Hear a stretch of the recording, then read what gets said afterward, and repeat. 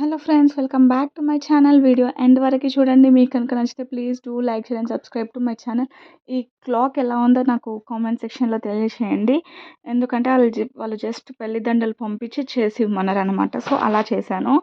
And దాంతోపాటు ఇక్కడ ఈరోజు నేను మీకు ఇచ్చే టిప్ ఏంటి అంటే, హ్యాండ్మేడ్ ప్రొడక్ట్స్ బెస్టా, లేకపోతే మనం కొనుక్కునే మౌల్స్ బెస్టా, హ్యాండ్మేడ్ మౌల్స్ బెస్టా లేకపోతే ఇవి బెస్టా అనే దాంట్లో నేను ఏం చెప్తానంటే, ఎప్పుడు హ్యాండ్మేడ్ మౌల్సే తీసుకోండి. అంటే మ్యాక్సిమం అవి తీసుకోవడానికే ట్రై చేయండి. ఎందుకు అంటే మనకి హ్యాండ్మేడ్ ప్రొడక్ట్స్ ఎక్కువ ఎక్కువ టైమ్స్ యూజ్ చేసుకోవడానికి ఛాన్స్ ఉంటుంది.